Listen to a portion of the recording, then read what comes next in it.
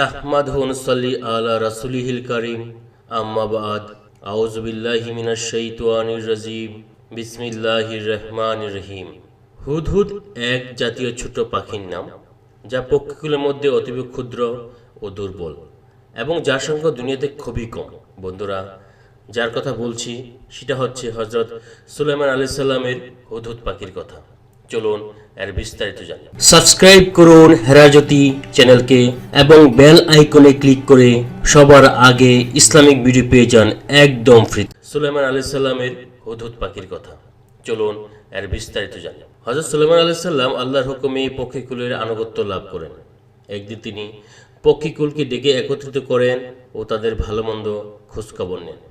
তখন দেখতে পেলেন হুদহুদ পাখিটা নেই। তিনি অনতিবিলম্বে তাকে ধরে আনার জন্য কড়া নির্দেশ জারি করলেন। সাথে তার অনুপস্থিতির কারণ দর্শানোর নোটিশ জারি করলেন। উক্ত ঘটনায় কোরআনের ভাষায় সুলাইমান পক্ষীকুলের খোঁজ খবর নিল, অতঃপর বলল, কি হলো, হুদহুদকে দেখছি না যে, নাকি সে অনুপস্থিত? সে বলল, আমি অবশ্যই তাকে কঠোর শাস্তি দিব, কিংবা জবাই করব, অথবা সে উপস্থিত করবে উপযুক্ত কারণ। কিছুক্ষণ পরেই হুদহুদ এসে হাজির হলো এবং বলল, হে বাদশাহ, আপনি যে বিষয়ে অবগত নন আমি তা অবগত হয়েছি। আমি আপনার নিকটে সাবা থেকে নিশ্চিত সংবাদ নিয়ে আগমন করেছি। সূরা নামল আয়াত 20 থেকে 22। এ পর্যন্ত বলেই সে তার নতুন আনিত সংবাদের রিপোর্ট পেশ করলো। হুদহুদের মাধ্যমে এই কথা বলানোর মাধ্যমে আল্লাহ আমাদেরকে একথা জানিয়ে দিলেন, নবীগণ কোনো গায়েবের খবর রাখেন না, তারা কেবল অতটুকুই জানেন যতটুকু আল্লাহ তাদেরকে অবহিত করেন। উল্লেখ্য, হুদহুদ এক জাতীয় ছোট পাখির নাম, যা পক্ষীকুলের মধ্যে অতীব ক্ষুদ্র ও দুর্বল এবং যার সংখ্যা দুনিয়াতে খুবই কম।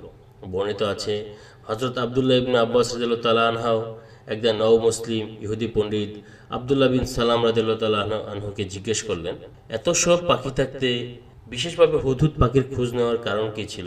জবাবে তিনি বললেন, সুলাইমান আলাইহিস সালাম ও তার বাহিনী সহ ওই সময় এমন এক অঞ্চলে ছিলেন যেখানে পানি ছিল না। আল্লাহ তাআলা হুদহুদ পাখিকে এই বৈশিষ্ট্য দান করেছেন, সে ভূগর্ভের বস্তুসমূহকে এবং ভূগর্ভে প্রবাহিত পানি উপর থেকে দেখতে পায়।